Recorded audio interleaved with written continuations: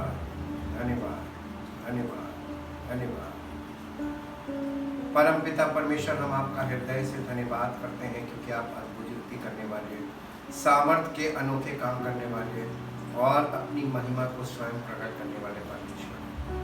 आपकी महिमा जो मनुष्य जिससे बिल्कुल परे है, अपरंपार, और आपकी सामर्थ्य अद्भुत है और महान है।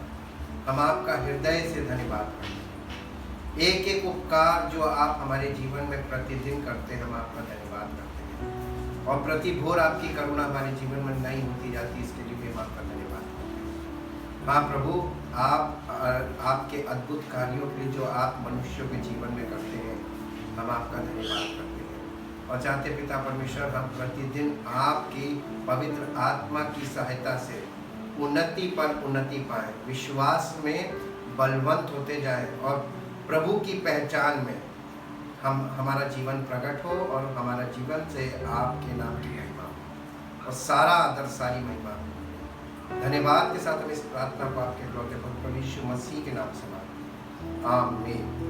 Praise the Lord.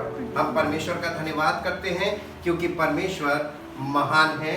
आज हम प्रेजेंस ऑफ गॉड पार्ट 73 में देखेंगे कि Holy Spirit led us from bondage. पवित्र आत्मा जब हमारे जीवन में आता है तो हमें माफ़ी तो मिल गई और हमें छुटकारा मिल गया उन तमाम पापों से जो जन्म के बाद से उस दिन तक जब हमने प्रभु पर विश्वास किया, सुसमाचार पर विश्वास किया और प्रभु यीशु मसीह को अपना उद्धारकर्ता स्वीकार किया, ग्रहण किया। उस दिन तक के सारे पापों की क्षमा प्राप्त करके हमको परमेश्वर ने माफ़ी तो दे दी और छुटकारा दे दिया, लेकिन आगे को हम पाप के दासत्व में ना चले जाए, हमें पवित्र आत्मा दिया और वो पवित्र आत्मा हमारे जीवन में हमको धीरे धीरे सब प्रकार के बंधनों से और सब प्रकार की गुलामी से छुड़ाता है। किस प्रकार छुड़ाता है और किस किस बात से हमको निकालता है, उनका एक छोटा सा विवरण हम देखेंगे। इसलिए सबसे पहले मेरे लिए पढ़िए कुलस्सियों की पत्री, उसका पहला अध्याय और उसका 13 और 14 पद, क्योंकि होली स्पिरिट हमको बॉन्डेज से या बंधन से छुटकारा देता जाता है प्रतिदिन, क्योंकि हमें पापों से छुटकारा मिला है, लेकिन अभी पाप का स्वभाव हमारे अंदर है और हम अभी भी पाप के गुलामी में फंसे हुए हैं। हमारे स्वभाव में पाप है, हमारे शरीर में पाप है और ये शरीर जो पाप का सेवन करवाता है, इससे हम उस छुटकारे को जो हमें मिला है कुछ समय बाद खो सकते हैं। इसलिए पवित्र आत्मा के द्वारा जो छुटकारा हमारे जीवन में आता है उस पर हम देखेंगे। दूसरा कुरिन्थियों उसका 3 अध्याय और उसका 17 पद इस बात को प्रमाणित करता है कि पवित्र आत्मा क्यों हमारे जीवन में आया है।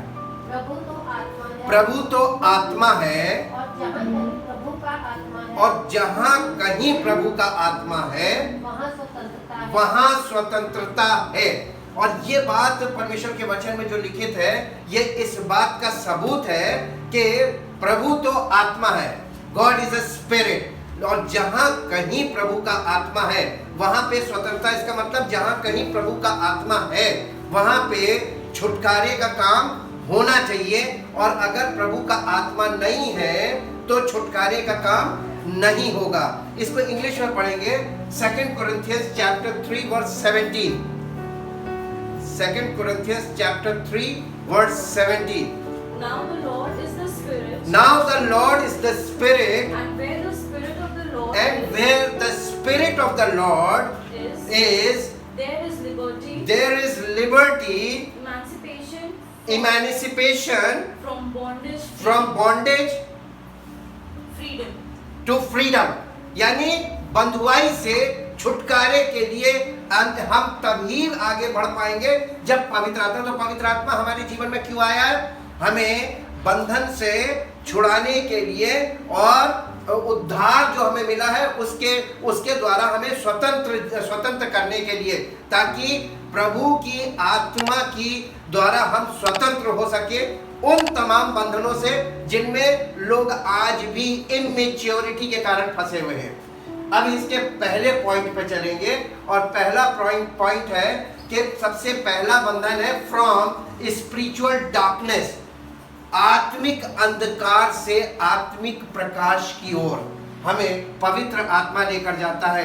कुलस्सियों की पत्री उसका पहला अध्याय और उसका 13 और 14 पद, पहले हिंदी में फिर इंग्लिश में। उसी ने हमें अंधकार के वश से छुड़ाकर क्या चीज?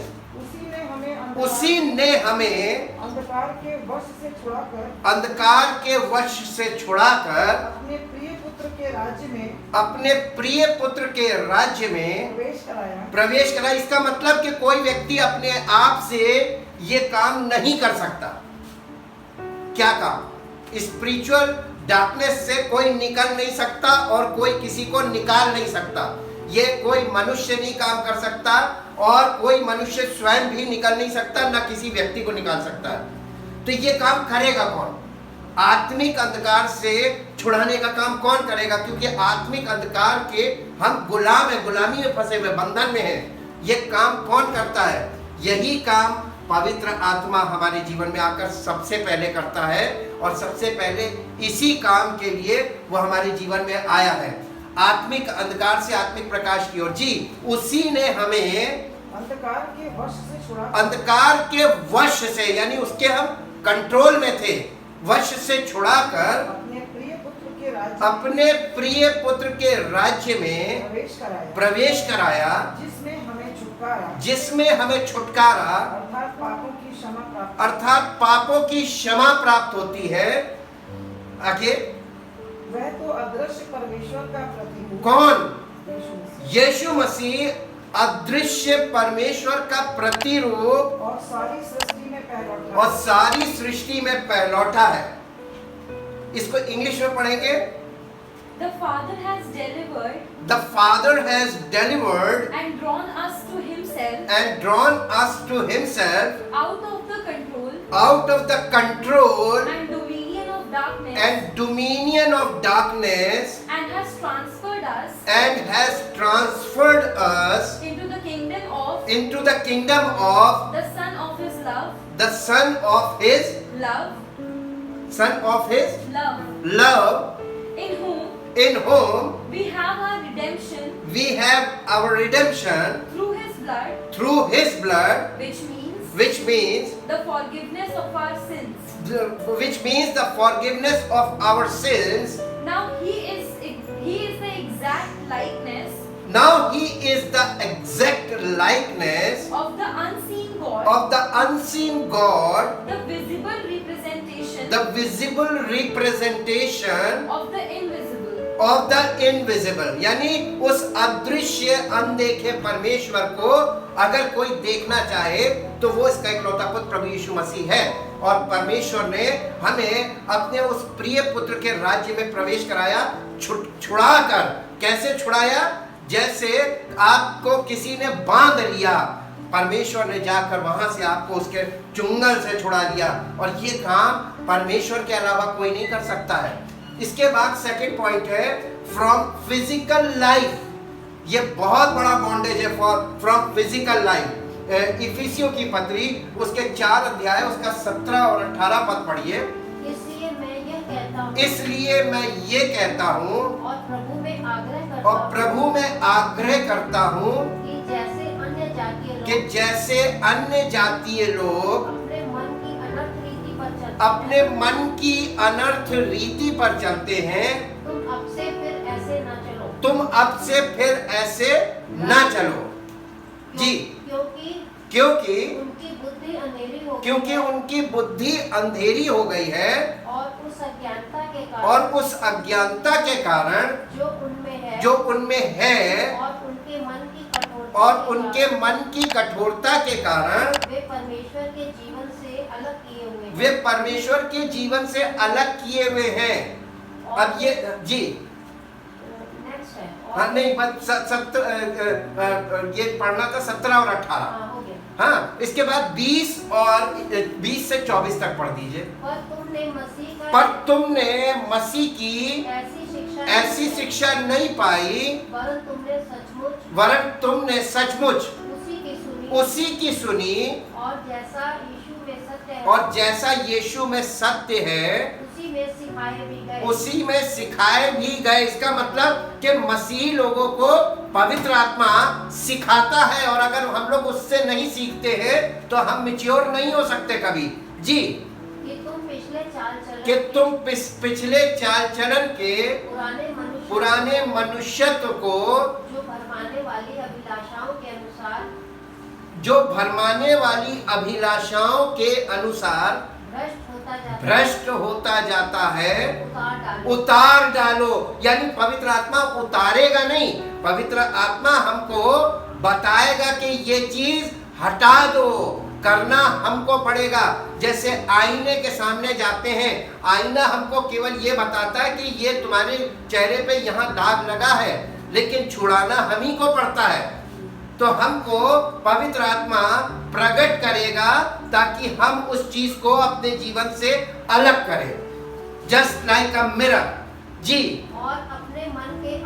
और अपने मन के आत्मिक स्वभाव में नए बनते जाओ, और नए मनुष्यत्व को पहन लो, जो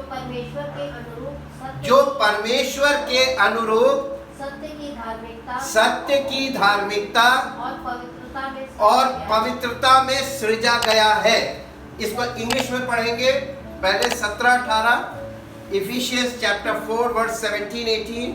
So this I say and solemnly testify in the name of the Lord as in his presence that you must no longer live as the heathen, the Gentiles do in their perverseness, in the folly, vanity and emptiness of their souls, and the futility of their minds, their moral understanding is darkened, and their reasoning is beclouded. They are alienated from the life of God with no share in it. This is because of the ignorance, the want of knowledge and perception, the willful blindness that is deep seated in them, due to their hardness of heart, to the insensitiveness of their moral nature। अब इसका 20 से 24 बेटा पढ़ना English में। But you did not so learn Christ, assuming that you have really heard of him, and being taught by him, as all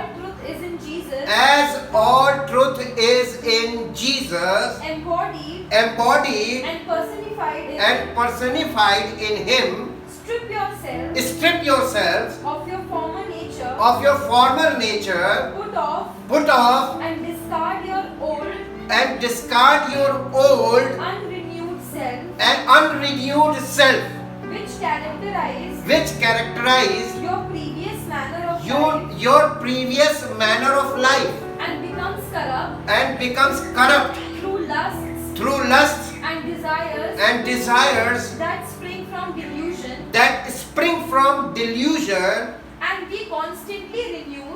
be constantly renewed, यानी लगातार continuously renew होते जाओ, नवीनीकरण होता जाए तुम्हारा मनुष्यत्व का। जी, in the spirit of your mind, अपने तुम्हारा माइंड जो है वो लगातार रिन्यू होता जाए, ताकि तुम्हारी लाइफ लगातार रिन्यू होती जाए। जी, having a fresh mental and spiritual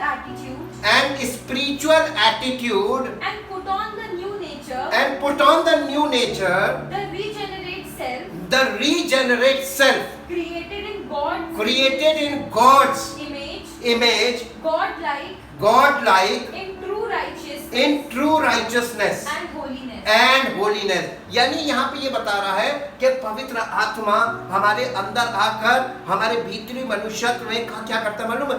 regenerate करता है, हमारे भीतरी मनुष्यत्व को नया बनाता है, परमेश्वर के स्वभाव के अनुसार बनाता है, हमारे अंदर परमेश्वर का स्वभाव पैदा करता है, हमारे अंदर परमेश्वर की लाइकनेस पैदा करता है, और ताकि हम परमेश्वर के प्रतिरूप में दिखाई दे और हमारा जीवन इस बात की गवाही दे। तो तीसरा पॉइंट है फ्रॉम फिजिकल माइंड, और ये काम वो हमारे माइंड में चेंजेस लाकर करता है। सबसे पहले इसके लिए पढ़ेंगे पहला कुरिन्थियों 2 अध्याय उसका 15 और 16 पद। पहला कुरिन्थियों 2 अध्याय उसका 15 और 16 पद। आत्मिक जन जो जिसका माइंड रिन्यूड हो जाता है वो आत्मिक जन बन जाता है, धार्मिक नहीं बनता। यीशु मसीह ने कभी धर्म की कोई बात नहीं करी, और यीशु मसीह धर्म की बात करने आया भी नहीं था। यीशु मसीह 2 चीजें लाया था, सत्य और अनुग्रह। उसके द्वारा 2 चीजें आई थी, ट्रुथ, ग्रेस एंड ट्रुथ। अनुग्रह और सच्चाई यीशु मसीह लेकर आया था, और अनुग्रह और सच्चाई वो बांट रहा है, और अनुग्रह सच्चाई के द्वारा वो हमें आत्मिक मनुष्यत्व बना रहा है।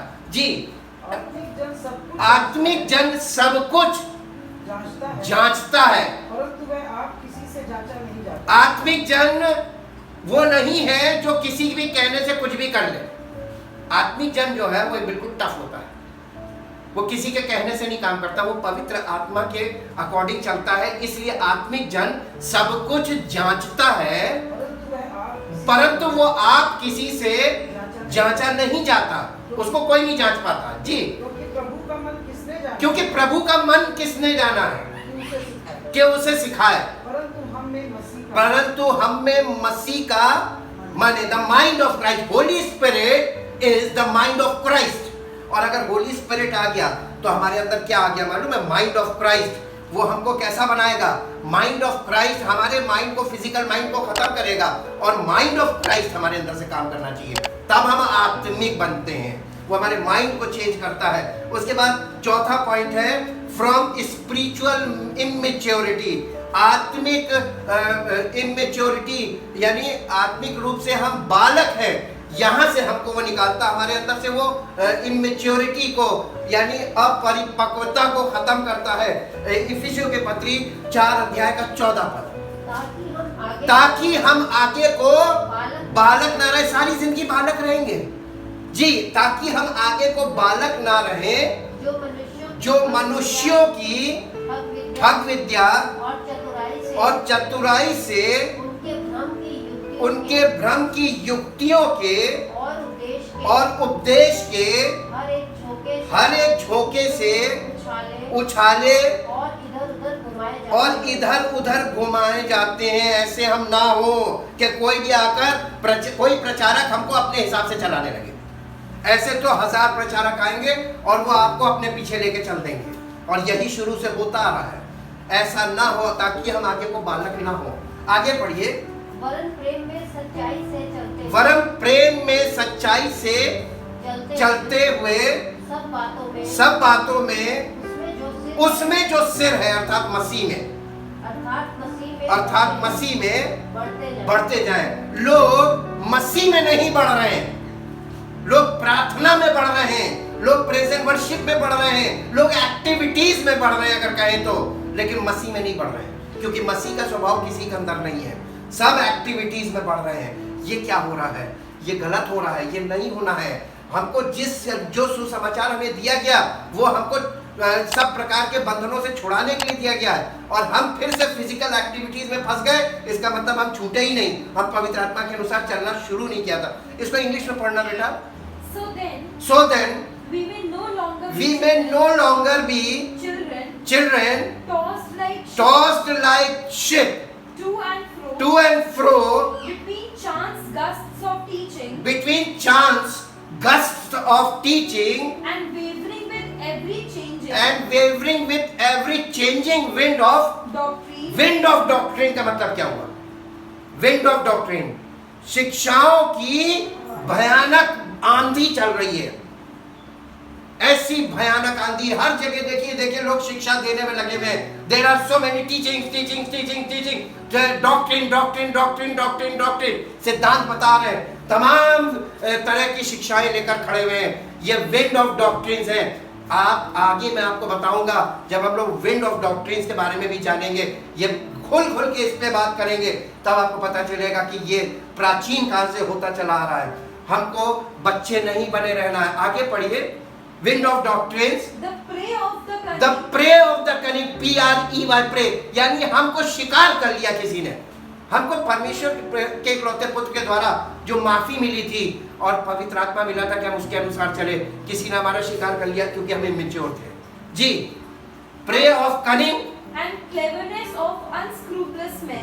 cleverness of unscrupulous men, gamblers engaged in every shifting form of trickery, in inventing errors to mislead। ऐसे लोग बैठे हुए हैं कि आपको किसी तरीके से पथ भ्रष्ट करके अपना शिकार बना लें, आत्मिक जीवन से आपको खींच लें। इसके साथ साथ 5वां पॉइंट है फ्रॉम किंगडम ऑफ सेटन, यानी शैतान के साम्राज्य से हमको निकालने का काम करता है। पहले तो फिजिकल लाइफ से और पहले अंधकार से ज्योति में लाता है, फिर उसके बाद फिजिकल लाइफ पे हमारे काम करता है, फिर हमारे माइंड पे काम करता है, हमारा भीतरी मनुष्य और हमारा चरित्र और व्यवहार बदल देता है। उसके बाद स्पिरिचुअल इमेच्योरिटी के पे काम करता है, इसलिए ताकि हमें शैतान के साम्राज्य से छुड़ाए। कोलस्सियों की पत्री 2 अध्याय का 8 पद। चौकस रहो कि कोई तुम्हें उस तत्व ज्ञान और व्यर्थ धोखे के द्वारा अपना अहेर यानी अपना शिकार ना कर ले। इसका मतलब शिकारी हर समय, क्या आपको मालूम है परमेश्वर के वचन में नए नियम में लिखा हुआ है कि शैतान ऐसे बैठ के ताड़ता रहता है कि किसको फाड़ खाए। तुम्हारा परमेश्वर का विरोधी शैतान हर समय ताड़ा करता है कि परमेश्वर के बच्चों को जो अभी अभी पैदा हुए हैं कैसे उनको शिकार करें और उन्हें फाड़ खाए। जी, कोलस्सियों पत्री फिर से पढ़िए।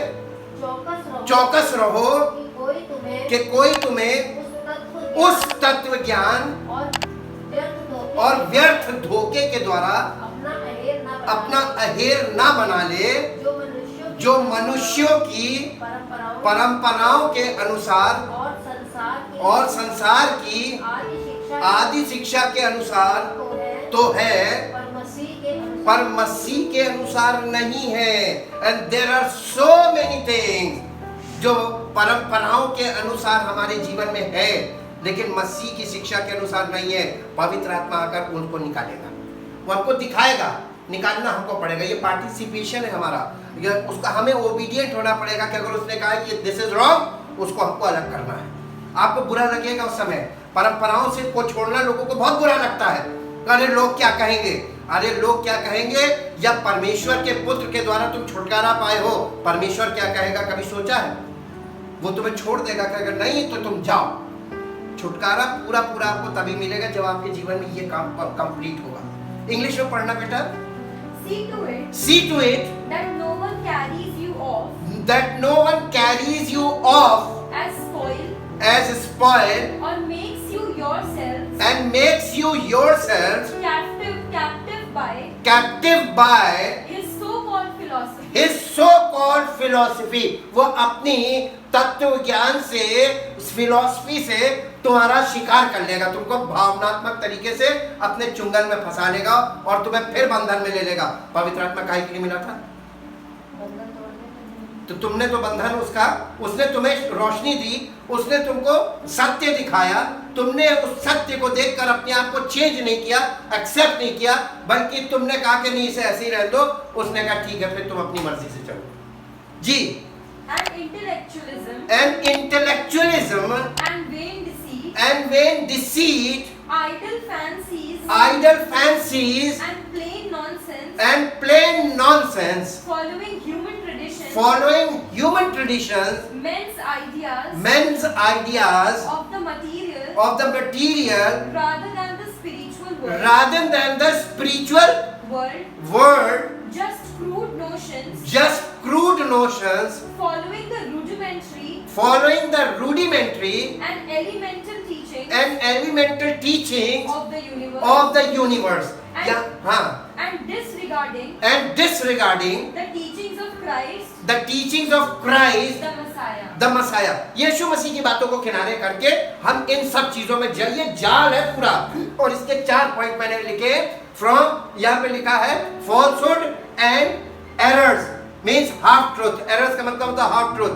उसके बाद है tradition of the world, when deceit, और इन द इंटेलेक्चुअलिज्म, और फिर है rudimentary and elemental teachings of the universe. ये 4 पॉइंट बहुत स्टडी करने वाले हैं। लेकिन लास्ट में एक वर्स पढ़िए जो आपको मिलेगी, गलातियों की पत्री 4 अध्याय 1 पद से पढ़िए 1 से 6 तक। गलातियों 4 अध्याय 1 से 6।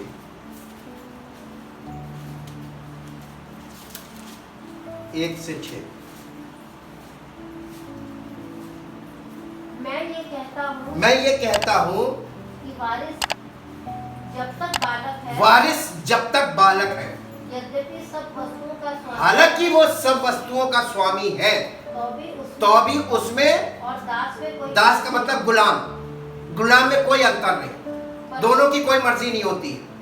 एक नाबालिग बच्चे की कोई अपनी मर्जी नहीं होती है, और दूसरे गुलाम की कोई नहीं मर्जी होती है। और नाबालिग यानी वारिस जब तक नाबालिग है वो गुलाम है जी, परंतु पिता के ठहराए हुए समय तक संरक्षकों और प्रबंधकों के वश में रहता है। एक नाबालिग बच्चा तब तक उन लोगों के वश में रहता है जो उसके गार्जियनशिप में होते हैं, उनके वश में उसको रखा जाता है जी। वैसे ही हम भी जब बालक थे तो संसार की आदि शिक्षा के वश में होकर गुलाम थे। संसारिक बातों के ये सारी चीजों के हम गुलाम थे जो किंगडम ऑफ सेटन की थी जी। परंतु जब समय पूरा हुआ तो परमेश्वर ने अपने पुत्र को भेजा जो स्त्री से जन्मा, व्यवस्था के अधीन उत्पन्न हुआ, ताकि व्यवस्था के अधीनों को मोल लेकर छुड़ा ले, और हमें यानी अन्य जाति को हमें गोद ले जी। और तुम जो पुत्र हो, इसलिए परमेश्वर ने अपने पुत्र के आत्मा को जो हे अब्बा, हे पिता कहकर पुकारता है, हमारे हृदयों में भेजा है। तो पवित्र आत्मा को हमारे हृदय में इसलिए भेजा है ताकि वो हमारे अंदर से इन सब जड़ों को, जो हम पहले जिसके राज्य में थे, ये जड़ें वहां की है, और हम परमेश्वर के राज्य में आए हैं, तो ये सब जड़ें निकालकर, इन सब को जड़ से निकालकर परमेश्वर के राज्य की बातें हमारे अंदर स्थापित की जाए। Thank you Jesus, thank you Lord. Last में एक वर्स पढ़ेंगे और प्रे करेंगे। गलातियों की पत्री 3 अध्याय और उसका 1 पद से पढ़िए। हे निर्बुद्धि गलातियों, किसने तुम्हें मोह लिया? तुम्हारी तो मानो आंखों के सामने यीशु मसीह क्रूस पर दिखाया गया। मैं तुमसे केवल ये जानना चाहता हूँ कि तुमने पवित्र आत्मा को क्या व्यवस्था के कामों से या विश्वास के सुसमाचार से प्राप्त किया जी। क्या तुम ऐसे निर्बुद्धि हो कि पवित्र आत्मा की रीति पर आरंभ करके अब शरीर की नीति पर अंत करोगे? यानी पवित्र आत्मा से हमारा आत्मिक जीवन शुरू होता है मसीह में, और हम घूमकर फिर फिजिकल चीजों में जाके फंस गए। ये बहुत बड़ी बात है, और गलातियों की कलीसिया से यह प्रश्न किया गया। आज ये प्रश्न सब कलीसियाओं के लिए है। Thank you, thank you, thank you. परम पिता परमेश्वर, हम आपका दिल से धन्यवाद करते हैं।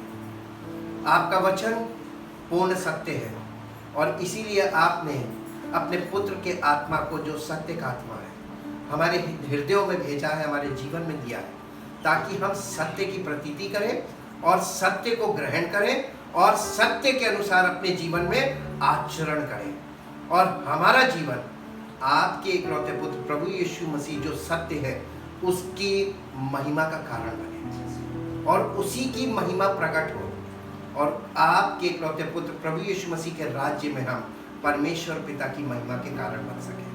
सारा सारी महिमा को मिले। इस प्रार्थना को आपके इकलौते पुत्र प्रभु यीशु मसीह के नाम से आमीन। Praise the Lord. Thank you Jesus.